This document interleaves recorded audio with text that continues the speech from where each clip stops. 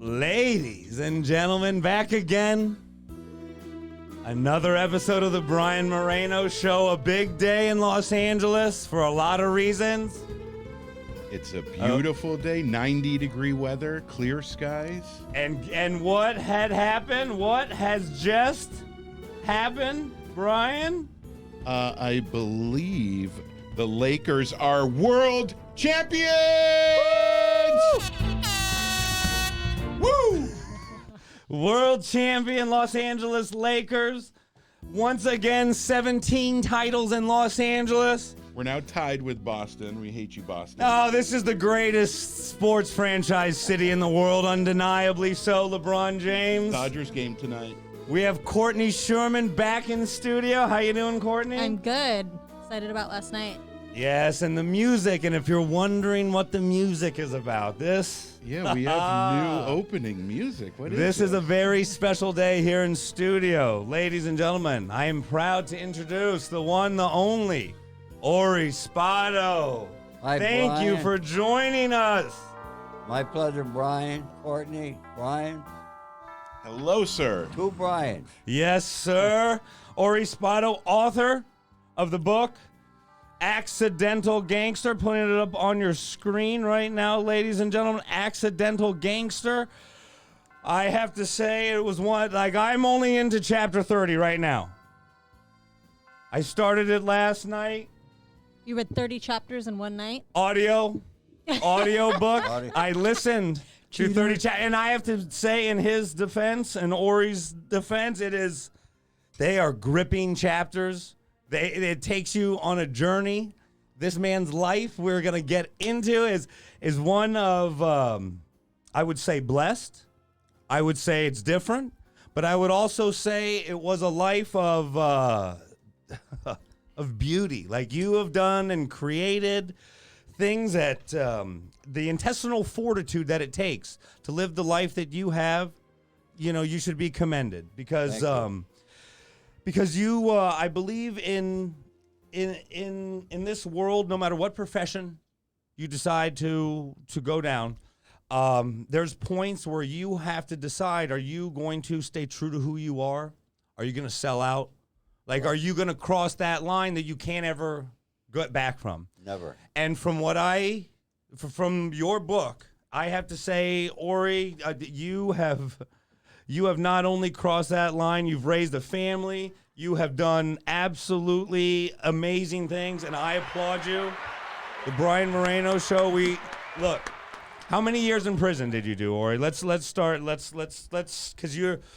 the book is titled Accidental Gangster, from insurance salesman to Hollywood mafia.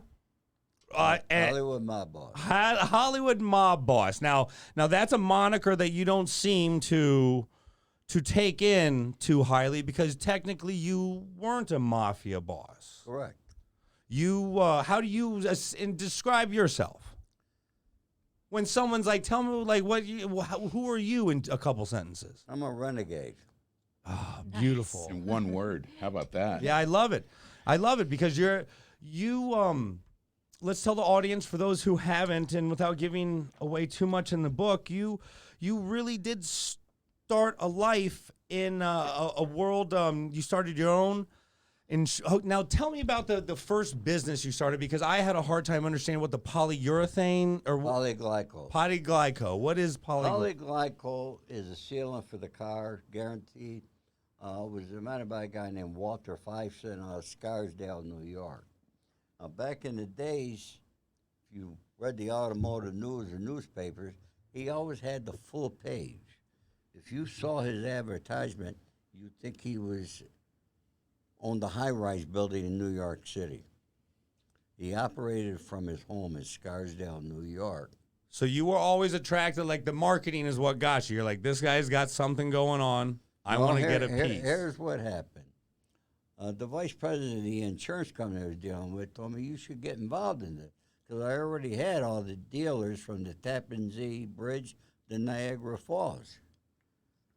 So I made an appointment and fly into White Plains, New York, to meet Walter. Walter was a tall Jewish guy, and the airport was small in Westchester County. he pulled right up in his Mercedes convertible, picks me up. And when he's walking towards me, I mean, he's a tall guy. He had a beard. He looked like Jesus Christ. And picked me up. He stopped at the grocery store, and we drove to his home in Scarsdale. Nice home. And we walked in, and the kitchen was set up. Walter had a desk over here.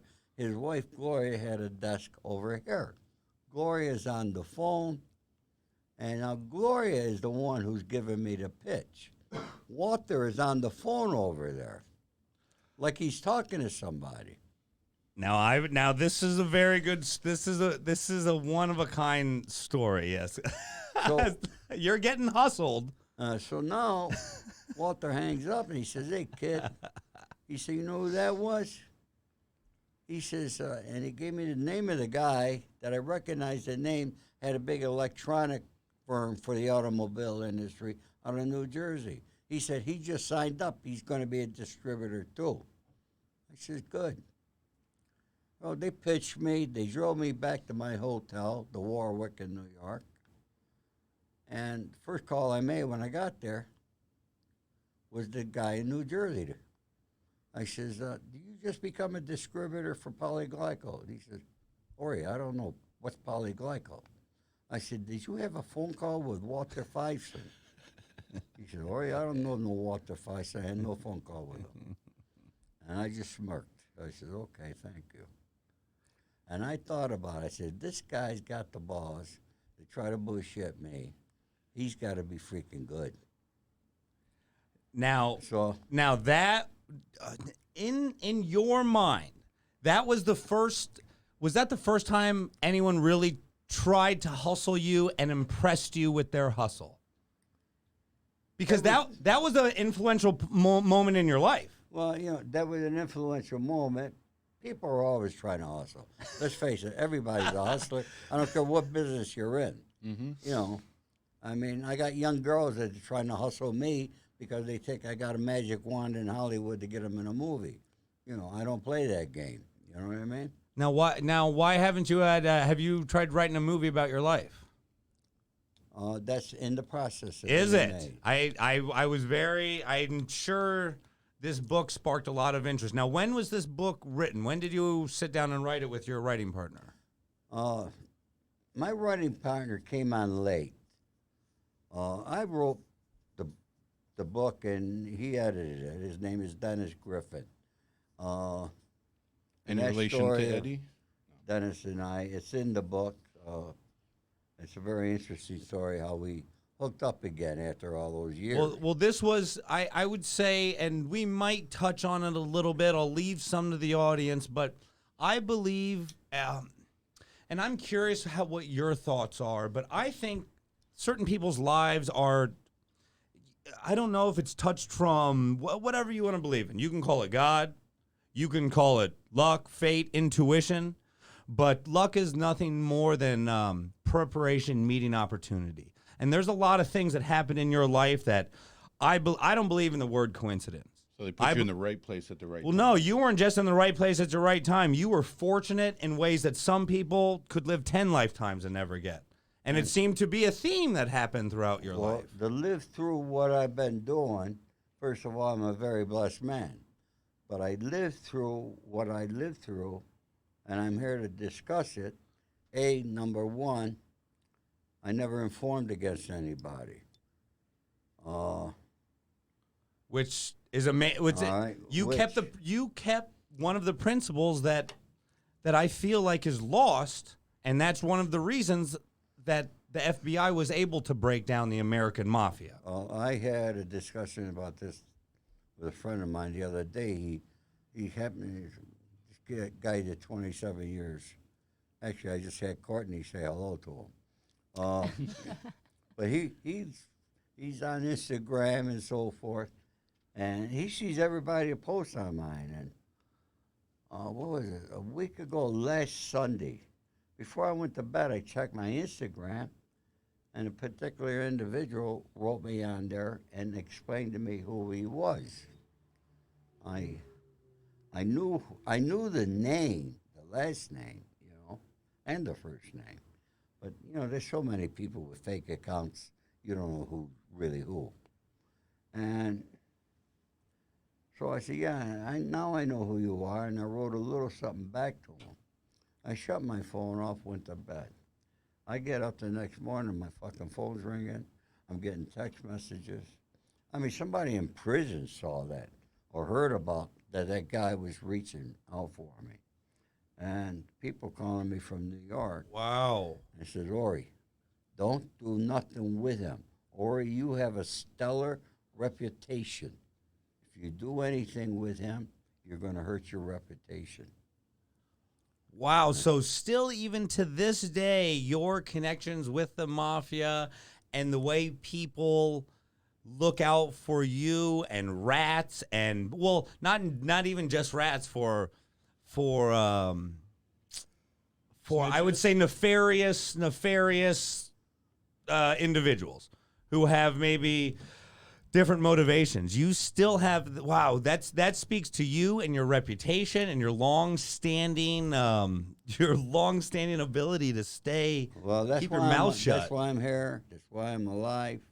I believe, respect, honor, and loyalty. Those three words I believe in immensely. No matter what you do in life, if people learn to live by those rules, they'd be better people. Absolutely. And I'd like to address where the mob boss of Hollywood came from, because I find it quite a funny story. Although I had my own crew here in Los Angeles, although I was active, doing my thing, I was very close friends with Jimmy Cacci.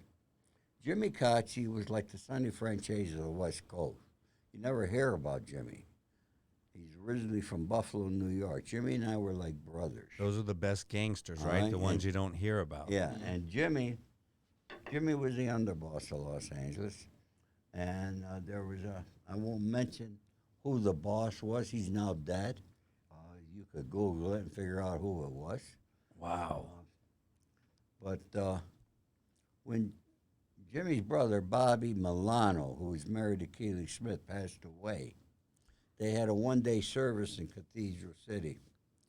And by that time, I was on an airplane to New York. So I didn't find out about Bobby dying until I got to New York. And I promised Bobby 2 days before he passed away that I would take care of his brother. And I'll never forget that day where I'm laying on his bed with him, and he says, "You promised me, Ori? You promised me?" I said, "I promise you." He said, "Because your word's the best in the world." And 2 days later, he passed away. And the boss of Los Angeles sent 2 guys down to pay their respects to Jimmy with a message that Jimmy had to talk to Ori because everybody is saying Ori's the mob boss of Hollywood.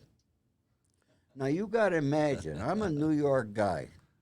Sonny Franchise, and it's in my book of all the other people that I knew, and I still have a lot of great friends back there on the streets.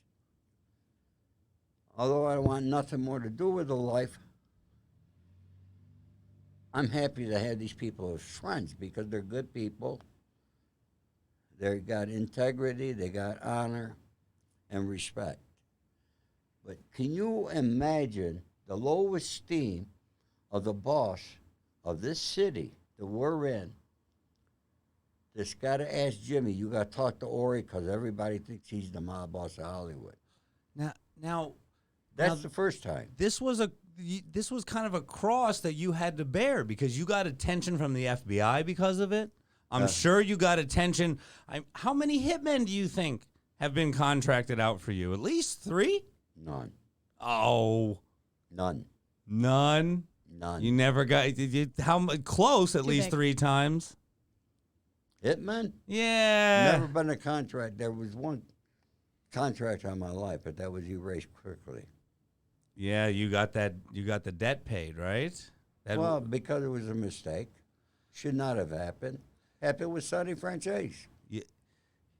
what an amazing and blessed life. Now, okay, But let me tell you the second time it happened. oof, yeah. All right. See, now the memories. No, after I'm arrested, after I was 30 months in Brooklyn, New York. And I get transferred to Lompoc, California.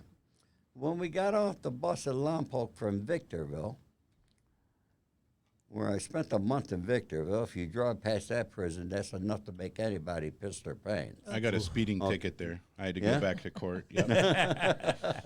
But anyways, Armpit. when you first walk into prison, there's a little narrow way, and there's a big bulletproof wall, and guards are behind the wall. Everybody's got to give their name and their BOP inmate number. I'm the last guy standing there. When everybody gives their name, I'm about to open my mouth to give my name, and the guard says, "No, everybody, you look at that elderly gentleman in the back. His name is Ori Spado. He's the mob boss of Hollywood from the Colombo crime family." And I'm standing there and I go, "What the fuck, am I in Disneyland or prison?" You know? But yeah, true. Wow. So, what were the charges they actually got you for to go to prison? Because you were on probation a couple times before. Yeah. I pled guilty to a 924C gun charge. An informant tried to say that he saw me give a gun to somebody, which was a total lie. And this is you still to this Right. day, you say you never had nothing to do with guns. Never needed. I've always had a gun. Yeah, but you never needed like in gun trafficking or nothing like that. Nothing like that. But he tried to say, the informant tried to say, because there was a home invasion robbery in Burbank, tried to say that he saw me give the gun. He did not see me give the gun. I could tell you exactly where he was standing. Did I give the gun? Was it a real gun? Nobody knows. So do you? But I did that in my bedroom with me and one guy. That guy was smoking a joint on the fucking patio. Guess with who? The kid that just left there. So in your best estimation, you think he was told to say that? Oh, absolutely. No. Informants are Regularly I coached? said the best acting school is the FBI when they give acting lessons to their confidential informers to get to understand. Wow. They lie like bastards. How old were you when you went to prison? 63. 63. You did 5 years? Huh? 5 years? 5 years. Yes, sir. And he, just to be clear, you make it very clear throughout the book and throughout all of your speaking that, a life of crime and is not. It's going to end in trouble because you can't outlast the FBI. You can't hide. They got long memories. You can't hide from them forever, and they keep coming and keep coming. Now, did you feel long memories? That agent told me that the day he said it was 1997. I will see the day you're chained, shackled, put on Con Air, and brought to Brooklyn. 1997, 2008, it became a reality. What was Con Air like? Con Air is very interesting because, the planes that they use are planes that they confiscated from drug dealers. And the first time I was on Con Air was, of course, out of Victorville. And they take your anything, and your laces off your shoes, everything. And when you walk up the plane, it said, Fun Jet Tours. I swear to God. And I looked at that and I laughed. You're like, fuck yeah.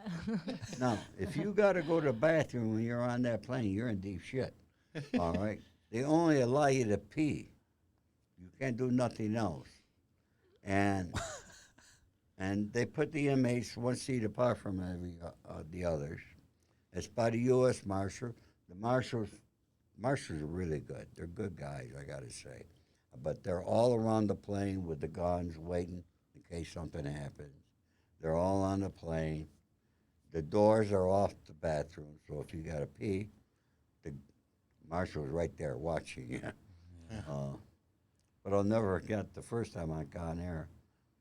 This one kid, he was yelling and screaming. He never been on a plane. He was scared as shit. Panic attack. Oh, he had a panic. God. I love it. So Nicolas Cage wasn't on that flight. yeah, But I'll tell you a funny story. Finally, they get me to Brooklyn, okay? When the plane landed at Stewart Air Force Base outside of Newburgh, New York, the shield over where the pilot sits came right off the plane. It fell right off. I mean, these planes are not the best in the world. yeah, they're you know? giving you the let past me tell you, expiration date planes. When they first bring me into MDC Brooklyn, the first unit everybody goes is to the medical unit. You spend a day there to get checked out. And you're locked up except to go out to eat when they have the food out. And the TVs are up on posts on the wall. And the only way you could hear the TVs, you got to have the earbuds that you got to buy it at the commissary. Of course, you don't have that when you first get there. But the first meal, I walk out of the cell, and I look up to see what's on TV, and honest to God, it was Con Air with Nicolas Cage. Nah. And I'm going, what the fuck? Was this the first time you'd ever seen Con Air? No, I've seen the movie before, but wait a minute. We just got off it a few hours ago. So it wasn't the in-flight movie. It was post-flight. No, there's no in-flight movie. Oh, man, what a life. Okay, so I guess there's so many things that I want to ask you about, but this one, if I would kick myself if I didn't ask you, because I don't know if I'm ever going to get the chance again. What the hell was Meyer Lanski like? Because this man, there's been, in all of our lives, I'll tell you, there's going to be very few people who you can come in contact with who are one away from Al Capone. Never, and I'm telling you, gangsters. And a Jew at that? Well, gangsters within American, historically, within American culture, they have really formed laws. They have changed the American History. not just history, but our subculture when it comes to beliefs and gambling, sexuality, drug use.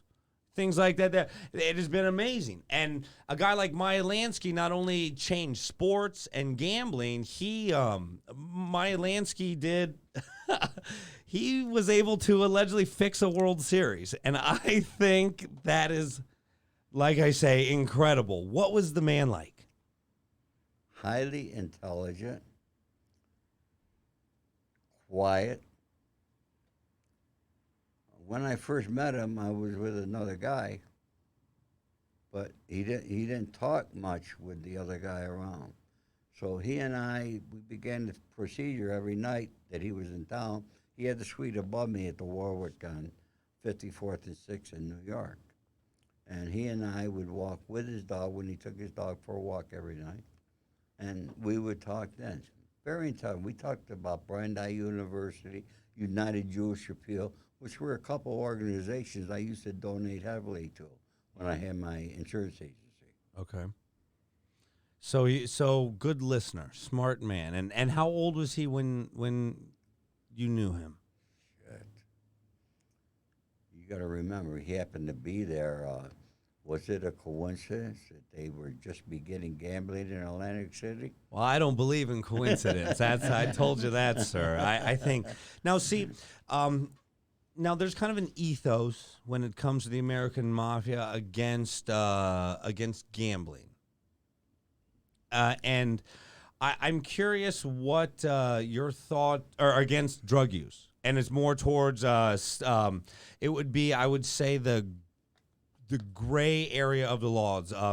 You admittedly participated in a lot of check fraud, things like that. A lot of what they would call now wire fraud seems to be what it all falls under. Really, Yes, and you, as you stated, you never really messed with drugs. There's the cocaine paste story. No, never. Yeah, but was that something that you were morally opposed to, or because you had a lot of experiences with addicts?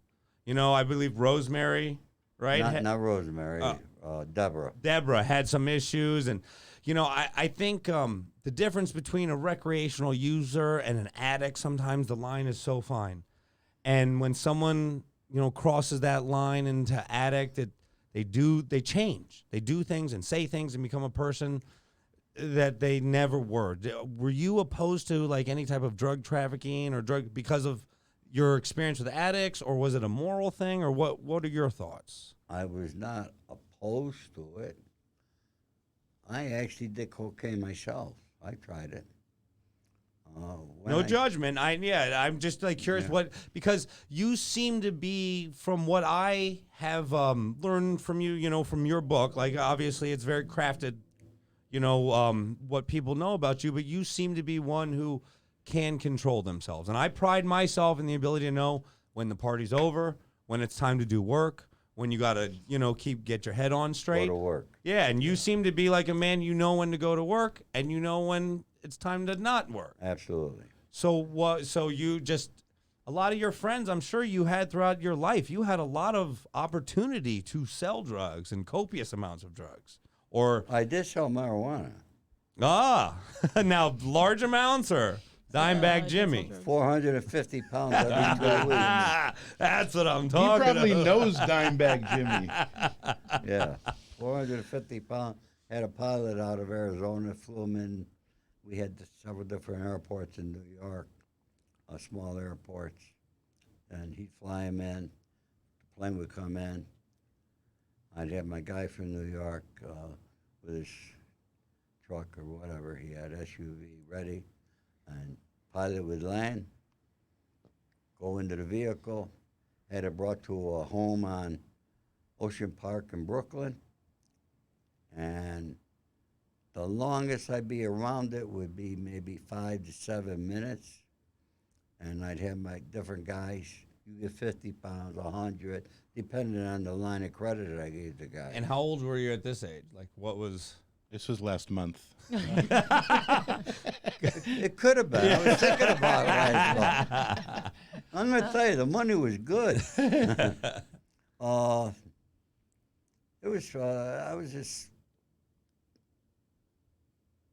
got arrested 63, so I had to be between 60 and 63 I was doing. Oh, wow. Okay. So I guess when it comes to drug dealing and stuff like that, marijuana does hold a bit of a less of a stigma, much less of Especially a prison. now. Well, and also the terms that were carried with marijuana are much less than a powdered substance of any kind, of like anything synthetic. Yeah. Put it. One of my charges was cocaine conspiracy of 50 kilos or more. Holy shit. How'd you get out of the conspiracy part? That's what they get you now, right? Oh, they get you. You got to remember, there's a double whammy with Rico. You got your conspiracy charge, then you got the Rico conspiracy. And you think Rico's a bunch of bullshit. I agree. It's illegal, unconstitutional. It should be abolished.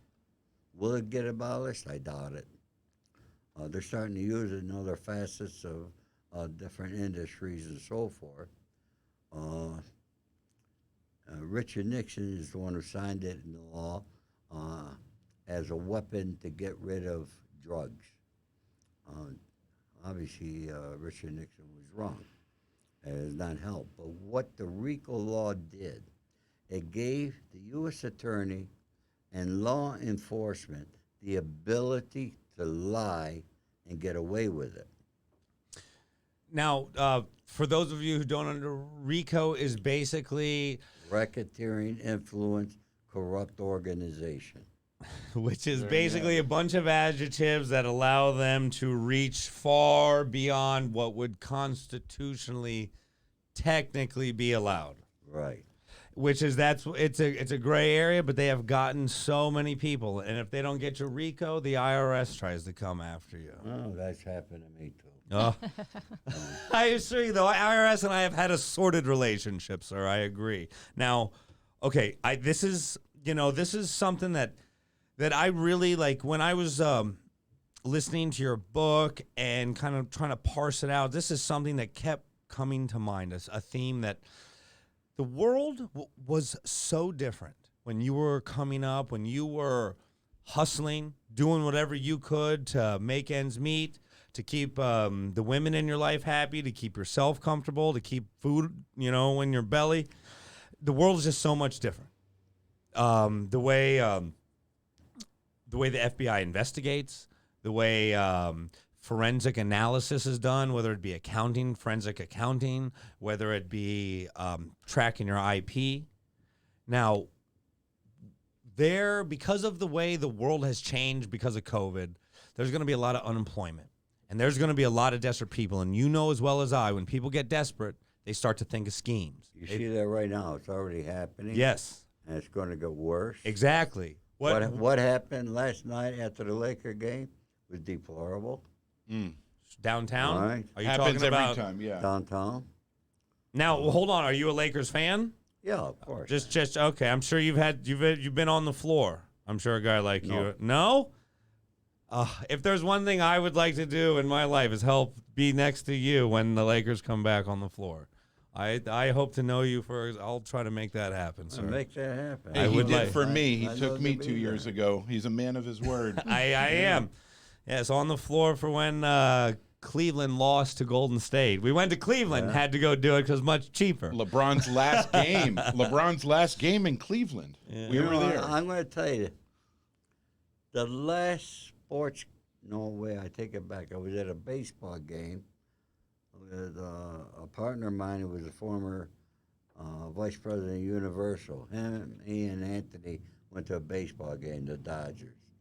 But before that, the last time, I think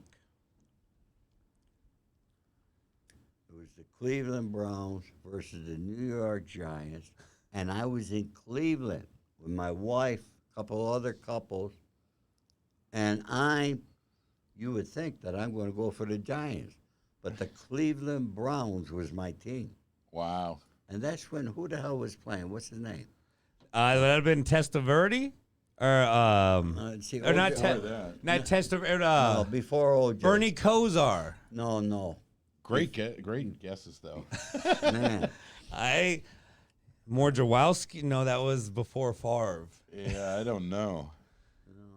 This was Man, I just went. Deacon Jones? No.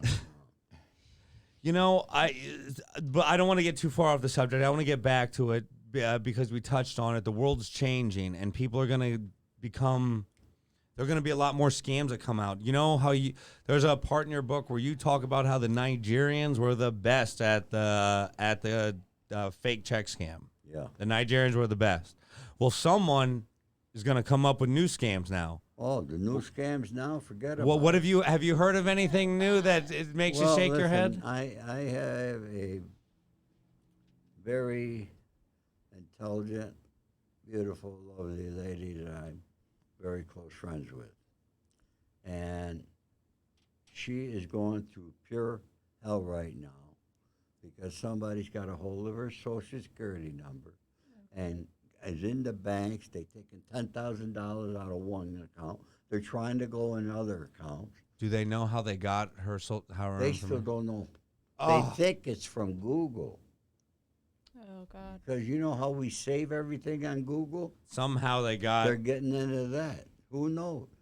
Could it be, remember Experian got hacked? Well, and they got millions of people's and you don't find out till a year later when they Yeah. tell you. And most recently, the EDD was hacked, and people were getting millions of dollars in checks sent to their house. They arrested him right. They found him in Beverly Hills. Yeah, there was even a ring of I didn't get a criminals. $1 million check. They would. This is what they would do. They would Airbnb a house. They would have a big party, invite all their friends. Everybody would sign up for EDD or whatever, and they would have the checks mailed to the house. And they would have a party at the house, and they would go pick up their checks and celebrate, I guess. And then the next day, They go were shopping getting- at Gucci in Beverly Hills. What EDD does is they give you the bank of you get a debit card from Right. Bank of America. Now it says Bank of America, but it's the EDD. Mm-hmm. So when you putting a complaint on, first of all, to get through to the EDD is almost an impossibility. And you can get Bank of America, But Bank of America's got to go to the fraud department of EDD. Oh my! And they're telling these people it could take 60 to 90 days. Yeah. And they're not replacing the money for those people. So these people are out of that money. So, I guess I don't want to. This is a whole nother question, and I don't want to get too far off from my last question. But the system, and you're a smart man. There's one thing, a theme that is pervasive throughout your book, is there's a lot of psychology involved in your decision making. There's a lot of very high level sociology involved in your decision making, and some of it is just inherent to your natural talent to see things that others don't. Now, how the system is obviously broken. We've seen Corona. We've seen how thin the ice was that we were skating on all things, whether it be the EDD, whether it be Social Security, whether it Black be health Lives Matter. insurance. Like, there's a lot of things where the ice is real thin, and we've been skating on it for a long time. And things eventually, bubbles burst, the ice breaks. What do you think, as somebody who has really made a mark on this world, and you've raised some beautiful kids, and you've gone to prison, and you've seen the underbelly, and you've literally seen the top and the bottom in ways that I pride myself on being that way, but in ways that I may never. What can we do to make things just a little better for the next generation? It's got to begin with the parents. What's going on in this country today, I don't blame the kids. I blame their parents. Because their parents had not taught them right from wrong. Mm-hmm. We particularly living here in Hollywood. People give birth to a child, the first thing they do is hire a nanny to bring that child up. Why is that? Because is that a symbol that we have money and we could hire a nanny? Why don't you be a mom and dad? Mm-hmm. Why don't you teach your children? I'm so blessed with my 3 children and my 6 grandchildren, I can't even tell you how much I'm impressed. But it starts at the top. But, I look at it. My first wife was the right one. I bore 3 children with her. We had 3 children. She was a school teacher. I mean, all 3 of my children, independently of each other, are very successful people. Yeah. And they're very respectful, honest, and loyal. So why is that? We taught that. Somewhere along the line, it's gotten lost. Our economic system was set up for the very rich or the very poor. No middle class. Well, don't you think back in the 60s and 70s, there was a middle class that was starting? It was just starting. I can remember the day. Look at my father. We had no car.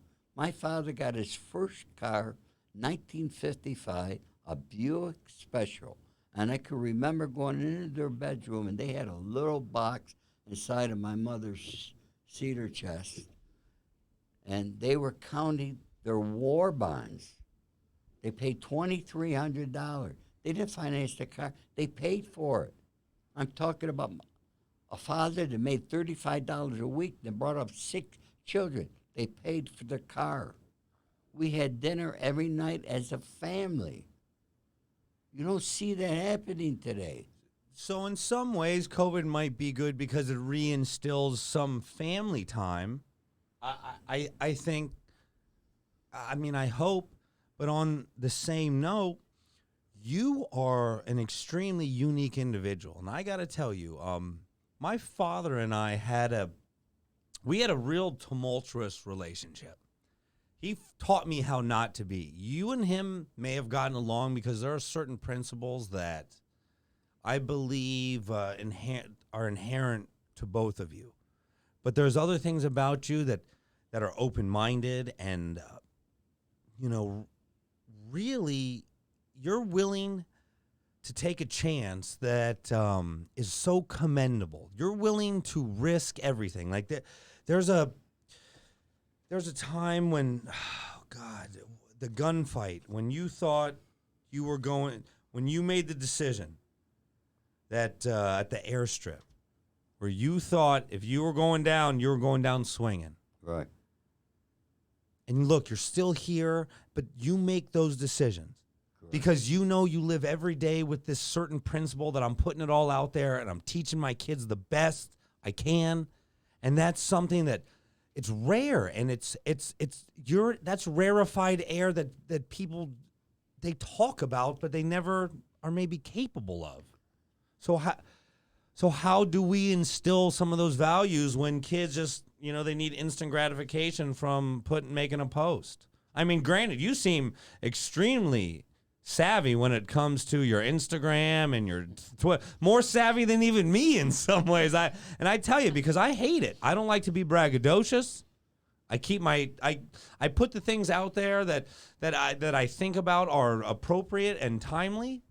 But comedy, when comedy died, I had a huge loss of self, of identity.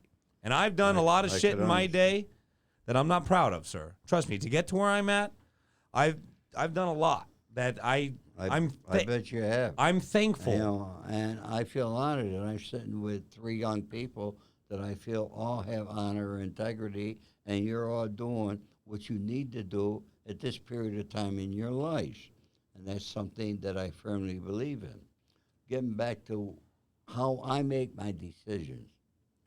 No matter what I'm confronted with, I always try to walk in another man's shoes. And whether I got to go out and collect money from somebody, whether I got to go out and, regardless of what I might have to do to somebody, I try to get in the individual's head. I want to know what they're thinking, how they make their decision. That way, I know that when I go in and I talk to that person, I'm going to say a few words, but my words are very deliberate when I talk to them. And I get my message across. But, it's not like that I'm just going to go walk in on the door. You know what I mean? I want to know, I got to collect.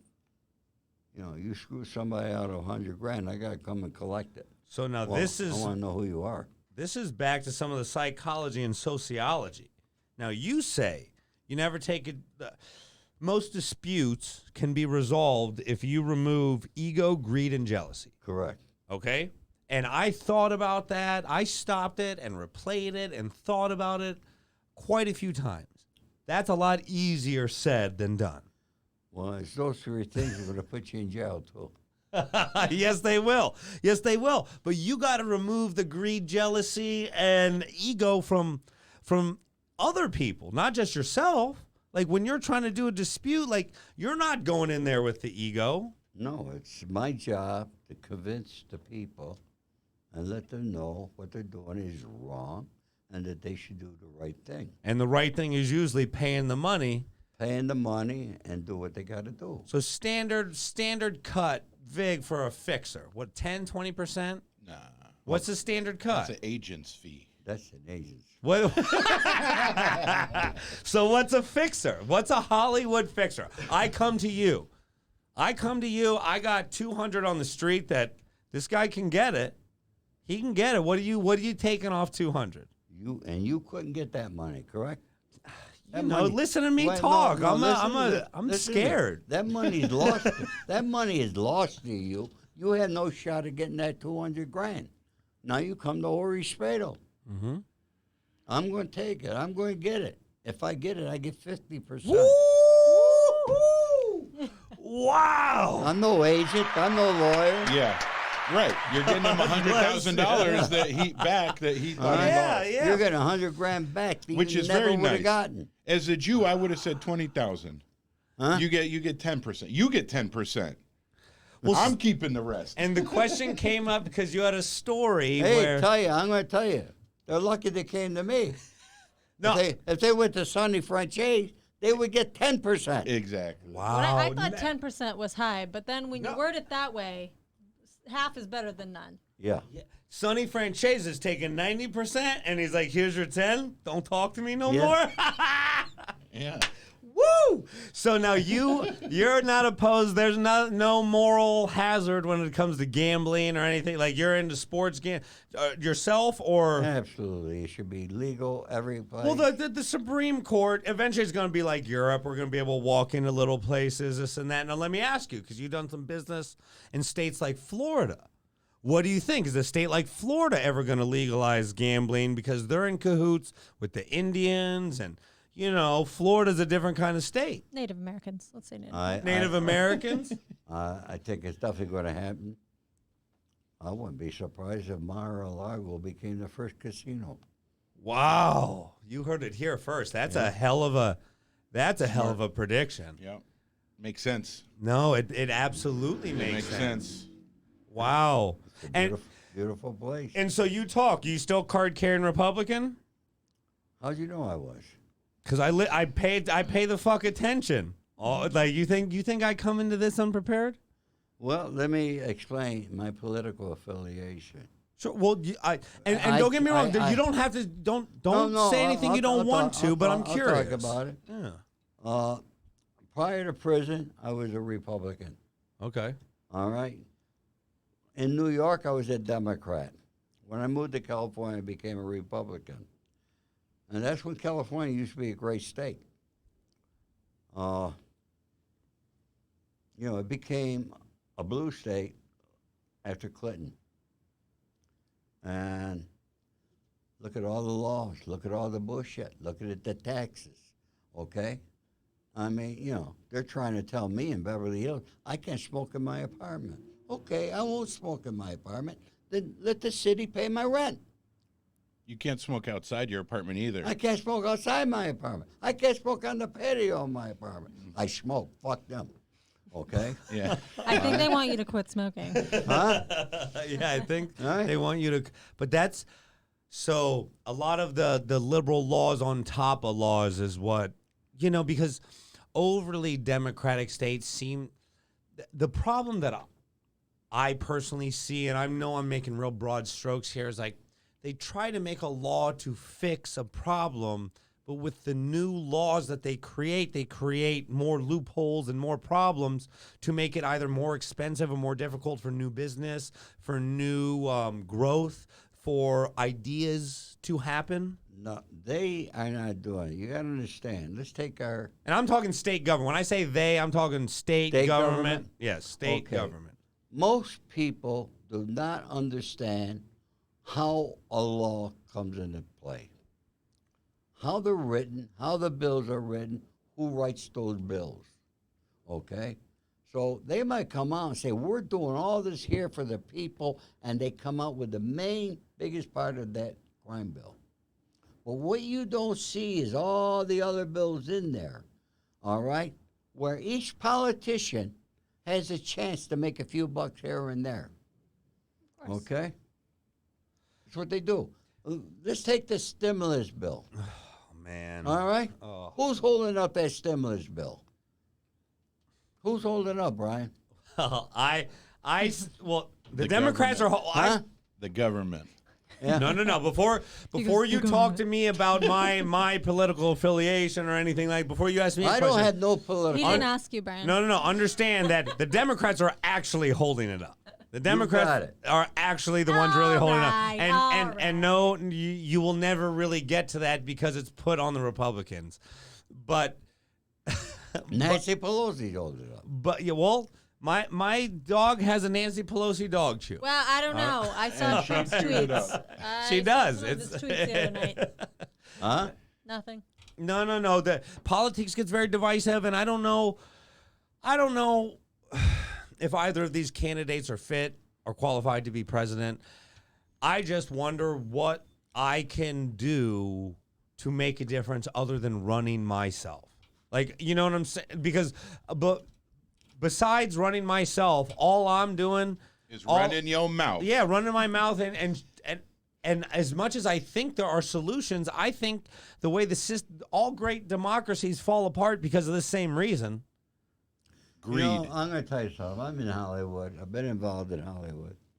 And I try to, not discuss politics because I know I'm in a very liberal town. And somebody said, well, Ori, you got to be careful what you say because, you know, if you want a movie made about your TV show, you know. Well, you got to. Well, I got bent down to the liberals? Fuck them. I ain't don't bend down to nobody. I don't bend down to Republicans or any of them, okay? All politicians are crooked. Every single one of them, Republican, Democrat, Independent, I don't care. If you look at my voter registration, you will see that Ori Spado has no political affiliation at all. That's smart. Okay?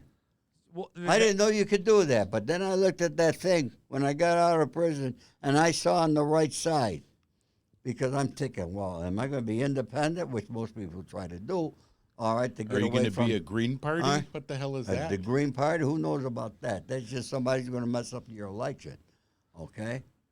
We live in a society. We live in a country today. Look at the two choices we got.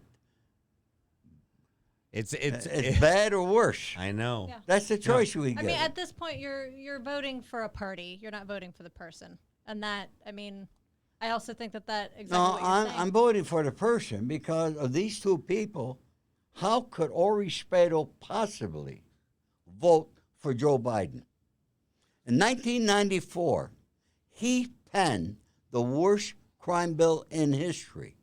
Look at the charts. Don't believe me. Google it. Find out yourself, folks. He does. He regrets All right? it. He says he regrets it. He admits it, but he don't take it back. You can't. You can't take it. You back. can't take it back. Wow. All right? He's got the black vote. Wow. But the young blacks are trying to talk their parents and grandparents out of voting for him. Wow. Because if you look at the chart, in 1994, what happened? The white line went up a little bit, okay? But the blacks went up like a rocket ship, straight up. They filled the prison. What else happened? He bribed all the states that if they changed the time that an individual had to do to 85%, they would get money from the federal government. That's a bribe. Wow. If I did that, I'd be in prison. Joe Biden did that, okay? Private prisons grew like crazy. They grew like crazy. So, and you know who actually in California? And the best stocks you could buy are in well, you know who owned prisons. a ton of private prisons in California? Who? Bob Barker. Bob Barker was one of the huge prison owners in the state of California, and he was part of, if I'm not mistaken, part of the lobbying group that for the crime bill that you're talking about. Now, Courtney Scheurman, she's gonna have Courtney. Do you have any questions? You are a longtime Los Angeles resident, a longtime Hollywood. You know, I've been failing in Hollywood much longer than Courtney, but You're an idiot. but for someone, you know, in Hollywood who's working, who's making it, do you because we're gonna divide this into 2 episodes, Courtney. But before you go, I want you. Do you have anything that's on your mind? Any burning questions in Hollywood for any young starlets, any young comedians, about anything? It's up to, I'm just literally giving the floor to you before you go. Questions? No, I haven't read your book, but I am absolutely going to. And then we're gonna go to dinner. Then she'll have questions. Then you'll have a question. And then we'll be back here. All right. Huh? No, I'm so excited to have met you, and I want to read your story. Well, thank you. All right. I'll have my new books in about 3 weeks. A new book? A new book. It's a new revised book. So The book additions that you to have this. now is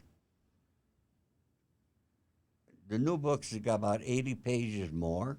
The new book is And the book is The Accidental Gangster. The Accidental Gangster Revised Edition, The Hollywood Fixer. Okay. Gotcha. Hollywood And- Fixer is the yeah. edition. And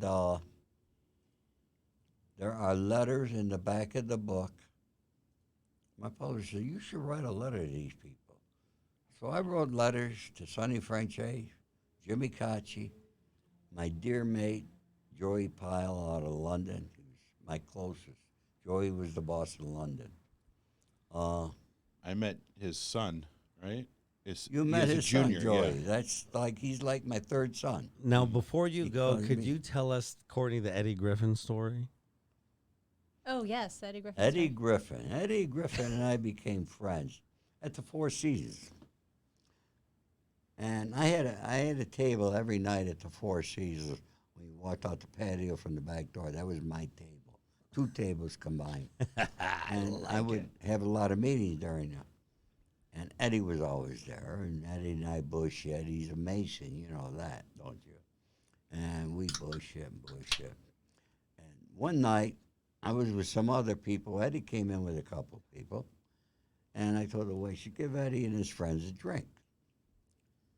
And then I paid my bill, and I went home. About 2:15 in the morning, my phone's ringing. It's the waitress from the Four Seasons. She says, Mr. Spado, are you paying Mr. Griffin's bill? I said, no, I already paid for the drinks that I said send him. She said, well, Eddie's saying you're going to pay his whole bill. All right? I said, give me fucking Eddie. I said, you pay your fucking bill. What are you trying to pull here? Okay? What are you trying to fucking pull? All right? How much was the bill? Hang up. Now, a couple of weeks go by. I don't see Eddie. One night, I'm at the Four Seasons again, and I walk in the bathroom, and Eddie's in front of the mirror coming in. And through the mirror, he sees me. You're not going to kill me, are you? You're not going to kill me, I hope. I said, I'm thinking about it, Eddie. Oh my God. Courtney Scheurman, did you have fun? I did. It was such a pleasure meeting you. We're gonna cut. Get right back to it. Ladies and gentlemen, Courtney Scheurman, thank you for joining us today. We'll have you back next week or so. Thank you, Courtney. Yes, thank you all very much. Ori Spado, Accidental Gangster. Check out part 2. So, Courtney, you're going to read my book.